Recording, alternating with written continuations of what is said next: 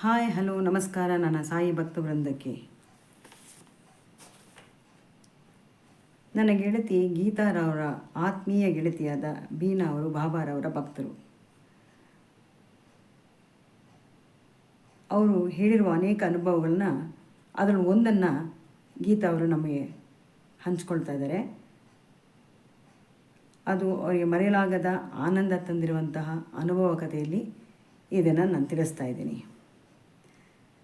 ಪ್ರೀತಿ ತೋರಿಸೋದರಲ್ಲಿ ತಾಯಿಯಂತೆ, ರಕ್ಷಿಸೋದರಲ್ಲಿ ತಂದೆಯಂತೆ ಮಾರ್ಗದರ್ಶನ ತೋರಬೇಕಾದಾಗ ಗುರುವಿನಂತೆ ವರ್ತಿಸುವ ಬಾಬಾ ಭಕ್ತರ ನೆರವಿಗೆ ಸದಾ ಸಿದ್ಧರಾಗಿರ್ತಾರೆ. ಬೀನಾ ಬಾಬಾರವರ ಭಕ್ತರು. ಬಿಡುವಾಗಿದ್ದಾಗಲೆಲ್ಲ ಬಾಬಾ ಮಂದಿರಕ್ಕೆ ಹೋಗಿ ಬರ್ತಾಯಿದ್ರು. ಒಂದು ಸರ್ತಿ ಮನೆಗೆ ಬೇಕಾದ ಅಗತ್ಯವಾದ ಸಾಮಾನುಗಳನ್ನು ತಗೊಂಡು ಮನೆಯಿಂದ ಹೊರಟಿದ್ರು. ಅಂಗಡಿಯಲ್ಲಿ ಸಾಮಾನೆಲ್ಲ ಖರೀದಿಸಿದ ಮೇಲೆ ಬಾಬನ ಗುಡಿಗೆ ಹೋಗ್ಬರೋಣ ಅಂತ ಒಂದು ಆಸೆ ಆಯಿತು.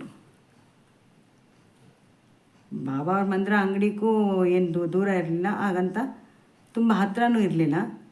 ಸಾಮಾನುಗಳನ್ನೆಲ್ಲ ಕೈನಲ್ಲಿ ಹೊತ್ಕೊಂಡು ಭಾರದಿಂದ ನಡೆಯೋದಕ್ಕೆ ಕಷ್ಟ ಆಗ್ತಿತ್ತಂತೆ. ಆದರೆ ಹಿಂದಕ್ಕೆ ಹೋಗೋದಕ್ಕೆ ಮನಸ್ಸಿಲ್ಲ ಅವರಿಗೆ. ಎಷ್ಟೇ ಕಷ್ಟವಾಗಲೂ ಹೋಗಿ ಬರೋಣ ಅಂತ ಅಂದ್ಕೊಂಡು ಹೊರಟರು. ಮನಸ್ಸಿನಲ್ಲೇ ಬಾಬಾ ಅವ್ರ ಹತ್ರ ಮಾತಾಡಿದ್ರು. ಬಾಬಾ, ನನಗೆ ಸಾಮಾನು ಹೊತ್ಕೊಂಡು ಬರೋಕ್ಕೆ ತುಂಬ ಕಷ್ಟ ಆಗ್ತಿದೆ ಗೊತ್ತಾ, ನೀನು ಇದಕ್ಕೆ ಸಹಾಯ ಮಾಡ್ಬೋದಲ್ವಾ ಅಂತ ಕೇಳಿದ್ರಂತೆ. ಅಷ್ಟರಲ್ಲಿ ಇವ್ರ ಪಕ್ಕದಲ್ಲಿ ಒಂದು ಕಾರ್ ಬಂದು ನಿಂತ್ಕೊಳ್ತೆ. ಆ ಶಬ್ದಕ್ಕೆ ಹಿಂತಿರುಗಿ ನೋಡ್ತಾರೆ. ಕಾರ್ನಲ್ಲಿದ್ದ ದಂಪತಿಗಳು ಇವರನ್ನೇ ಉದ್ದೇಶಿಸಿ ಕೇಳ್ತಾರೆ, ಇಲ್ಲಿ ಸಾಯಿಬಾಬಾ ಮಂದಿರ ಎಲ್ಲಿದೆ, ಹೇಗೆ ಹೋಗಬೇಕು ಅಂತ ಪ್ರಶ್ನೆ ಮಾಡ್ತಾರೆ. ಇವರು ದಾರಿ ಹೇಳಿದ್ದಾರೆ. ಹಾಗೆ ನಾನು ಕೂಡ ಅಲ್ಲಿಗೆ ಹೋಗ್ತಾ ಇದ್ದೀನಿ ಅಂತ ಹೇಳಿದ್ರಂತೆ. ಅದಕ್ಕವರು, ಬನ್ನಿ ಒಳ್ಳೆಯದಾಯಿತು, ಹಾಗಾದರೆ ನಮ್ಮ ಕಾರ್ನಲ್ಲೇ ಒಟ್ಟಿಗೆ ಹೋಗೋಣ ಅಂತ ಹೇಳಿ ಇಬ್ಬರು ಜೊತೆಯಲ್ಲೇ ಹೋಗಿದ್ದಾರೆ.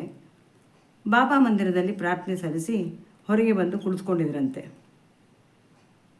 ಇವರನ್ನು ಕಾರ್ನಲ್ಲಿ ಕರ್ಕೊಂಡು ಹೋಗಿದ್ರಲ್ಲ ಇವರನ್ನು, ಅವರು ಕೂಡ ಬಾಬನ ಪ್ರಾರ್ಥನೆ ಮುಗಿಸಿ ಇವರು ಕುಳಿತಿರೋ ಜಾಗದಲ್ಲಿ ಬಂದು ಕುಳಿತುಕೊಂಡ್ರಂತೆ. ಮೊದಲೇ ಪರಿಚಯ ಆಗಿದ್ದರಿಂದ ಅವರಾಗೆ ಮಾತಾಡಿಸಿದ್ರು. ನೀವೆಲ್ಲಿದ್ದೀರಾ ಅಂತ ಕೇಳ್ತಾರೆ. ಇವರು ಬೀನಾ ಅವರು ತಮ್ಮ ಮನೆ ಗುರುತು ಹೇಳಿದ್ರು. ನಾವು ನಿಮ್ಮ ಮನೆ ಹತ್ತಿರದಲ್ಲೇ ಇದ್ದೇವೆ ಅಂತ ಹೇಳ್ತಾರೆ. ನಂತರ ಇವರು ಬೀನಾ ಮನೆ ಹೋಗೋದಕ್ಕೆ ನಿಂತ್ಕೊಂಡ್ರು. ಬನ್ನಿ, ಹೇಗೂ ನಾವು ಆ ಕಡೆ ತಾನೇ ಹೋಗ್ತಾ ಇದ್ದೀವಿ, ನಿಮ್ಮನ್ನು ಬಿಟ್ಟು ಹೋಗ್ತೀವಿ ಅಂದ್ರಂತೆ. ಆಮೇಲೆ ಏನು ಮಾಡಿದ್ರು, ಮನೆ ತನಕ ಅವರು ಬಿಟ್ಟು ಹೋಗಿದ್ದಾರೆ. ಬಾಬಾರವರ ದರ್ಶನ ಪಡೆಯಲು ಬಯಸಿದಾಗ ಸುಲಭವಾಗಿ ದರ್ಶನ ಪಡೆಯುವಂತೆ ಮಾಡುವುದು ಶ್ರೀ ಸಾಯಿಬಾಬಾ ಅವರ ಕೆಲಸ. ಈ ಕಾರಲ್ಲಿ ಬಂದವರು ಇಲ್ಲೇ ನಮ್ಮ ಮನೆ ಸಮೀಪದಲ್ಲೇ ಇದ್ದೀನಿ ಅಂತ ಹೇಳಿದ್ರಲ್ಲ, ಆ ಅಪರಿಚಿತರು ಇವತ್ತು ಕಾಣಿಸ್ತಿಲ್ವಲ್ಲ ಅಂತ ಅಂದ್ಕೊಂಡ್ರು. ಇವತ್ತಿಗೂ ತುಂಬ ವರ್ಷಗಳಾಗಿದೆ, ಆದರೂ ಅವರಿಗೆ ಈ ಒಂದು